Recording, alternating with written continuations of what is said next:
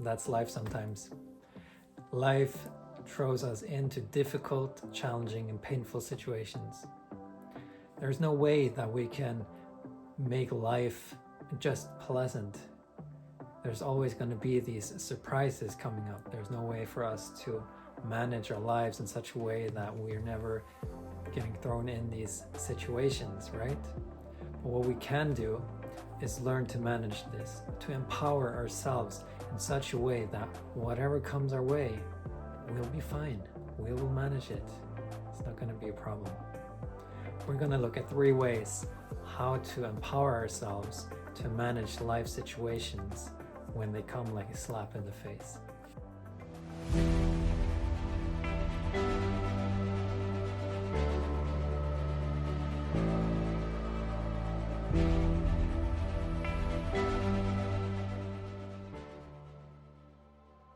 Om Namah Shivaya. Namaste. I'm Yogi Shivananda. I've been studying human mechanisms for about a decade now. How we respond, how we react, how we get stuck and how we move on. What it means to be human. And I will be sharing with you today 3 essential steps that has completely transformed my life. 3 steps to empower yourself so that you can manage whatever happens out there in the best possible way. The last thing we will be looking at is such a powerful tool that if you implement this tool, within a day, you will start to notice differences.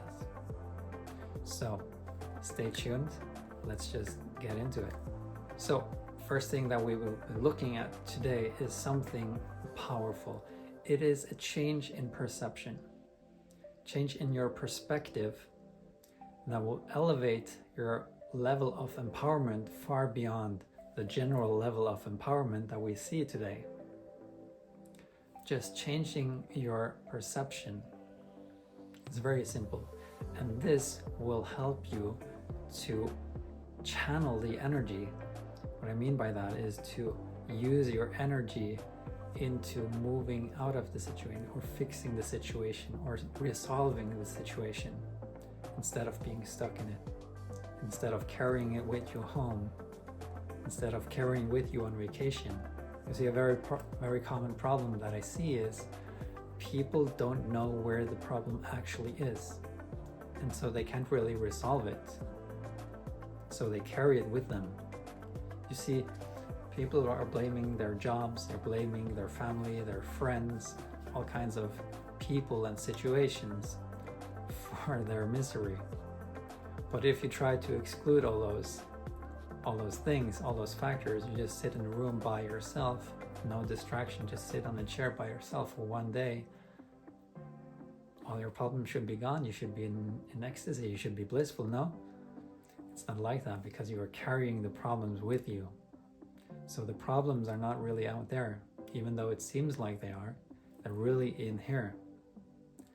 So what we need to do is to claim responsibility first.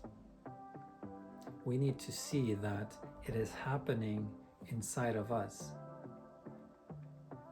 All kinds of situations, they trigger things in us for sure. Yeah, the external world, it's definitely triggering things in us. But we choose how we want to respond to that, right? That is our choice, okay? So what we need to do is to actually take responsibility, to recognize that it's not your fault that I am angry. It's my fault. I am choosing this anger, and just as I'm choosing anger, I can also choose compassion, right? I can choose peace. I can choose love. It's our choice. It happens within us. And this is our privilege. We should not give the privilege of our own well-being into the hands of others, right? They have enough with their own stuff, right? So we have to take full responsibility of this and actually learn how to respond in a way that resolves the situation, to resolve things, at least be peaceful. Right? So this is what we need to do. This is the solution to recognize that this is our making. When we recognize this, we have empowered ourselves in such a way, instead of spending weeks, maybe years, blaming someone for our feeling of pain. If we know how to take responsibility for that, those years could be 5 minutes. If you really work with where the problem is, instead of working with all those phantom problems. They're not really there. They seem to be there, but they're not. So we need to change the focus inwards and actually grab the problem by its roots and deal with it. So the second thing that I will be sharing with you today is how to understand where to put all your energy. We eat all this food and we get all this energy. How do we know where to put it to make our life as good as possible? So what I'm seeing a lot of the time is that people are really not familiar with what's really important to them in life. It's not in their consciousness what they value the most in life. So what we need to do is we need to bring this into our consciousness, into our awareness and consciousness. What is the most valuable things in our life? What is the most important to us? So how we do this is, you can do it right now. You can find a piece of paper and write down all the things that you value most in life. Could be things like health, family, career, spiritual practice, dancing, singing, other hobbies, activities, traveling, all the things that you find very important and valuable in life, and you put it down on the paper. Once you've done that, you need to organize them into an order. So you compare them to each other. What do I find most valuable? Traveling or health? So you compare them. Well, if you don't have health, how can you travel? Right? So maybe health is more important than traveling, right? If maybe family and health also is on the top. Well, if you don't have health, how can you enjoy time with your family? Right? You can have family, but if you don't have health, that's not going to be very good. So maybe you want to put health even above your family. Right? So just get an order of how you place your values in life.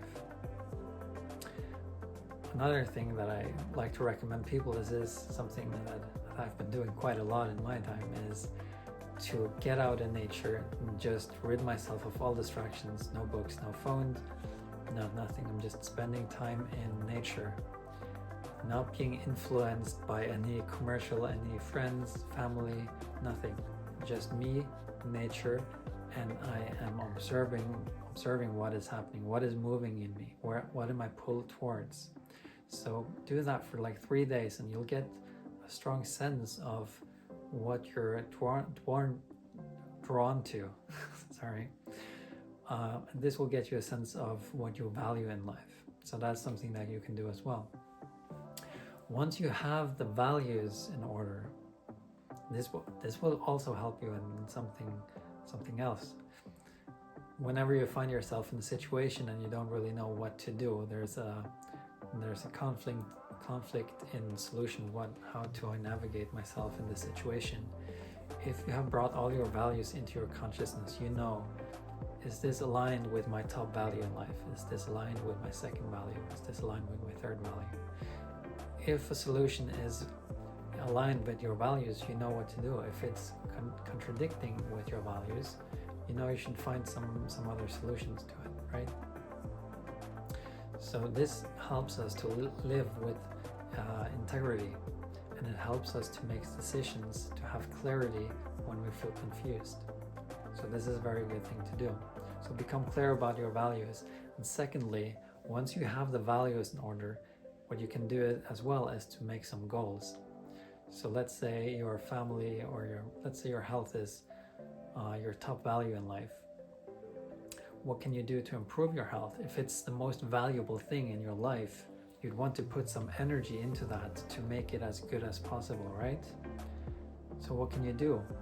Maybe you can eat healthier. Maybe you can set off some amount each month of your paycheck that goes into investing in your health. Maybe it's a massage, maybe it's yoga classes, maybe it's having a coach. Many things that you can do to improve your health. Set some goals and define the steps that you need to do to achieve that. So that will give you a sense of direction, where to channel your energy, and also the steps you need to take. So let's move on to the third step. So the third and last thing I will be sharing with you today is how to move from being paralyzed by your fear, resistance, and your feeling of discomfort into empowerment, into doing things that you need to do to achieve the goals that you have set for yourself. A lot of the time we get stuck. We know what to do, but the steps we need to do seems overwhelming. It's too big, and we get paralyzed and we give up, right? I'm sure you've noticed this a few times in your life. You want to do something, but it seems just overwhelming, the things that you have to do to get there. So what can we do about that? What we need to do is to divide big steps into smaller steps. That is one thing. Second thing is to actively look for possibilities to grow our willpower, to grow our ability to do the things that are uncomfortable, that are scary, that we have some kind of resistance to, right? So that when we meet those situations, we have empowered ourselves in such a way that we can handle it no problem. But we have to start somewhere, and what I recommend is to find the small things in your daily life, reoccurring events that requires you to make some effort. An effort is a slight way of doing something that's uncomfortable, right? So finding those small efforts in your daily life. It could be making your bed, cleaning after you've eaten, like things in your home that you can do every day, like these small efforts. That will help you to be more to have a greater willpower, so that when you meet things that require effort, you have accustomed yourself to do things that require some effort. And as you do that, the more you do it, the more thing you can implement into your life. Because now I've been making my bed for many years, I don't almost notice that I'm doing it. So then I have the capacity to include more things into my life, right?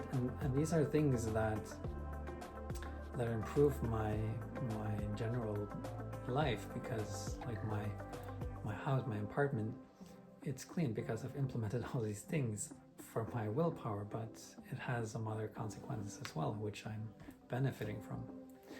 So divide the steps, big steps, divide them into smaller steps, and always look for possibilities to step outside your comfort zone.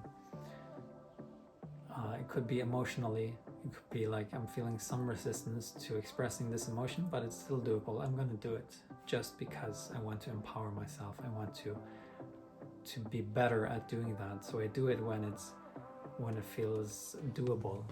And if you do it when it feels doable a lot of the times, then you increase your ability to do it when it's more difficult as well. So it's looking for all these possibilities in our daily life, because every day there is infinite amount of possibilities for us to grow. So there you have it. These are 3 things that you can do to empower yourself in such a way that you can bring your life into a more fulfilling and happy, joyful experience with a sense of purpose, right? So let's go through them. The first thing is to take responsibility. Recognize that this is your responsibility and start actually putting your energy into where the problem actually is. Second thing is to,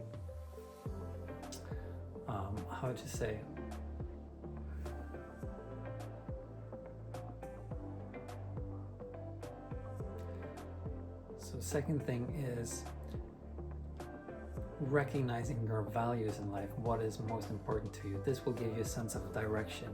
And if you put out goals as well, you know the steps. So you recognize that you are responsible and you know where to go, what to do to improve your lives. Third thing is how to deal with all the challenges you're going to face on the way, how to empower yourself in such a way that you don't get paralyzed and give up, right? Because this is also very important. And these things you can implement today, and you will notice effects also today. So if you found this video useful in any way, or if it just made you smile a little bit, then please click the like button. It will help me a lot. And also make sure you subscribe with that little bell so you get notified when I post my next video. And always good to know where you're checking in from. So please let me know where you're checking in from. And if you have any thoughts on the subject, please share. I would love to hear. Have a beautiful day. Namaste.